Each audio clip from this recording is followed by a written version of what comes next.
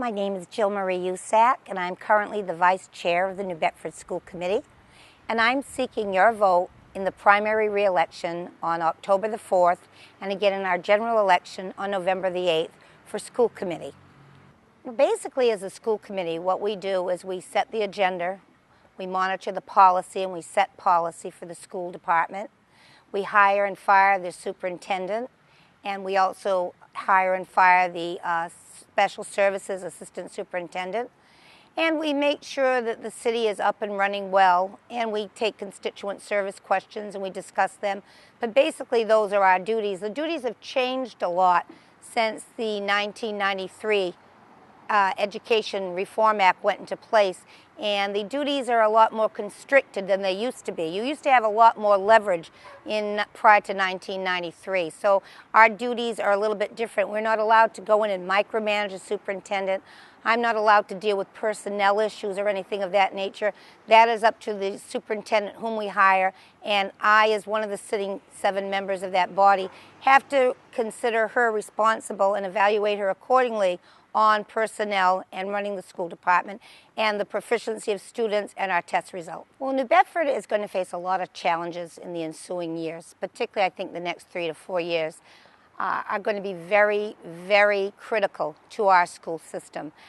What we have to do is make sure that students are assessed and that they meet proficiency requirements, and that's something the school committee has to constantly monitor. We're going to have to make sure that that data is driven to us on a monthly or weekly basis so that we can see how the children are performing and hold teachers and principals accountable, as well as the head administration. Those are going to be some of our challenges. Another challenge that we're going to face is attendance, because as you know, a child has to want to come to school. And if we don't give them anything to do and a reason to want to come into that classroom, then that's a deterrent right there. The first thing usually I see school committees cut across the district, across the nation, is the arts and music. Well, children love that. Some thrive on it. Some of them, that's the only reason they get up in the morning to go to school, because they know they're going to have that class. So without that, that kind of drives children away from attending, particularly if they're not academically inclined. So we have to get children engaged and interested. We have to have teachers that are innovative in their thinking and how they interact with children, not just standing up and lecturing. We have to teach children to go back to the basics, to think critically. So that technology is wonderful, but they have to learn to think on their own so that they can take mathematical components and literary components and take them apart and understand how they arrive at the answers, not just teach to the test and give them the answers and work with them to memorize the answers so that they can pass that test. Because the real test of a student going on to college is, can he or she understand everything they've learned and disseminate the knowledge and put it back together so that they have a cohesive answer. These are all important things that children need to learn.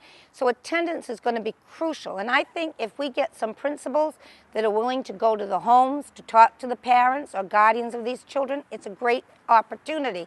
I know Mrs. Forche at the Carlos Pacheco School has done that. They've also done it with Lisa Andrade at the Campbell School, and a lot of the principals are striving to do this. That's one of the ways to get parents or guardians involved, because as you know, a lot of parents don't get involved, and that's part of the problem. And of course, some we're never going to be able to work with because they just won't participate.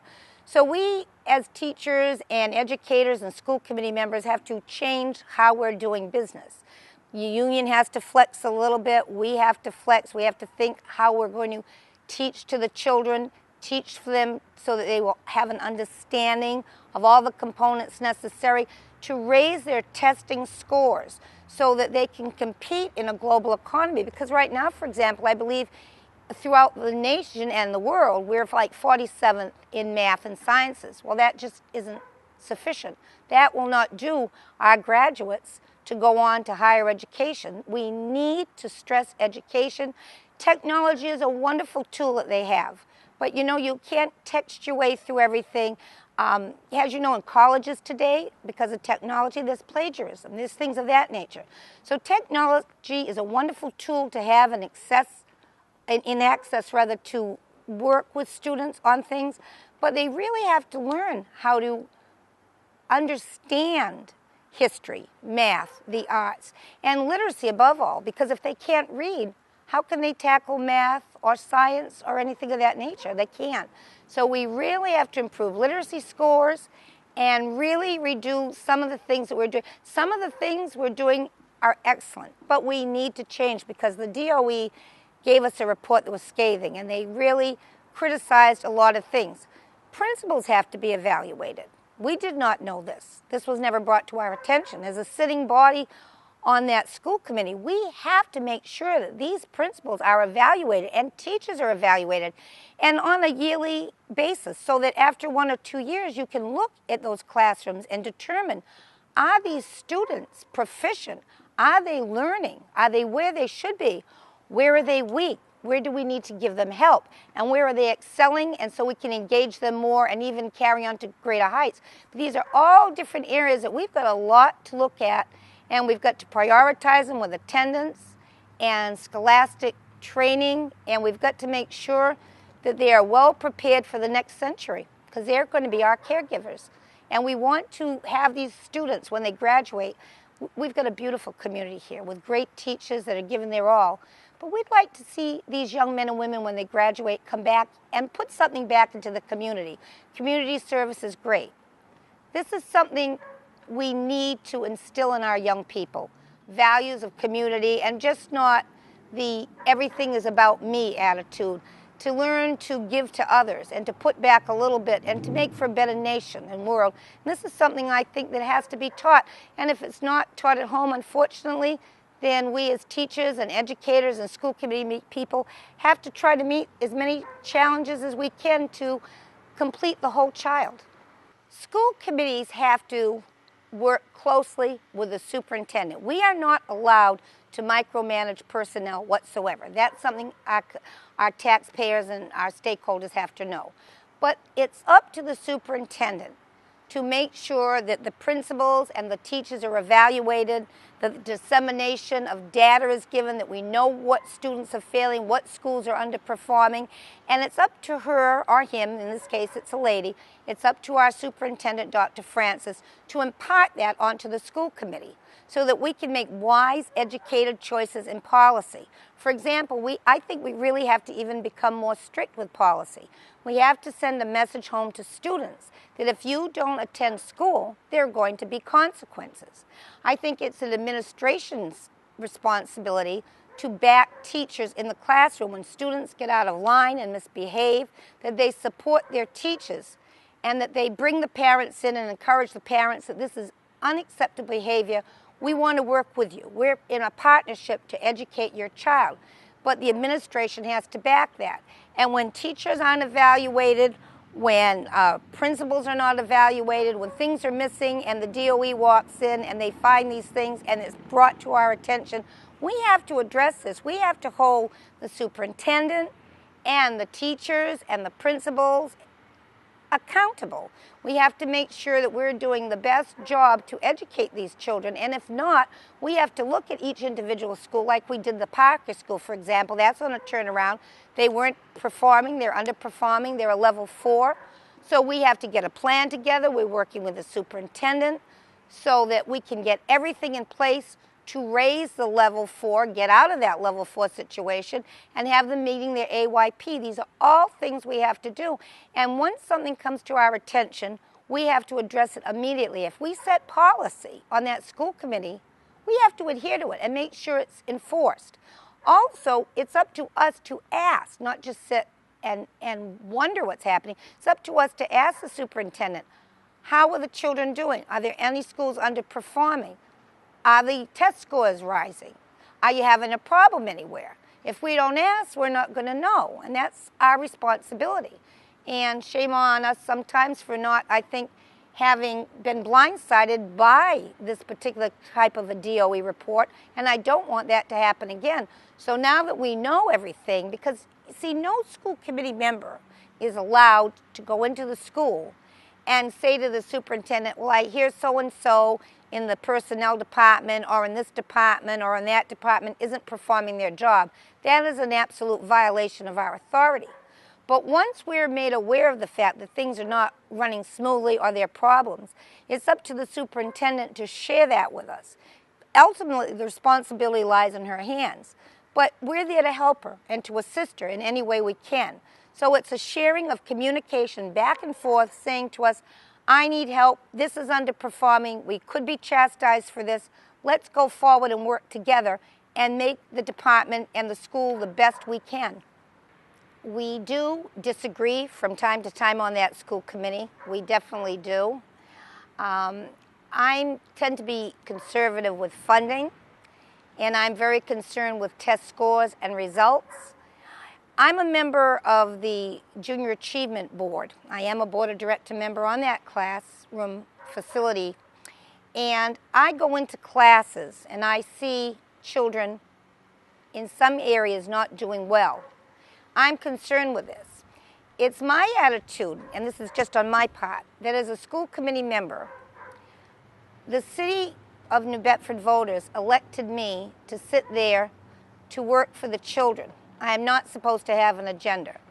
Therefore, I'm a grassroots lady. I have about maybe 8 or 9 people that help me. I do all my own signs. I put out all my own literature. I do as much as I can, because I'm not concerned about a Republican agenda, a Democratic agenda, or this or that. I don't have anybody working for me with coalitions. I'm my own person, and I bring that to the committee.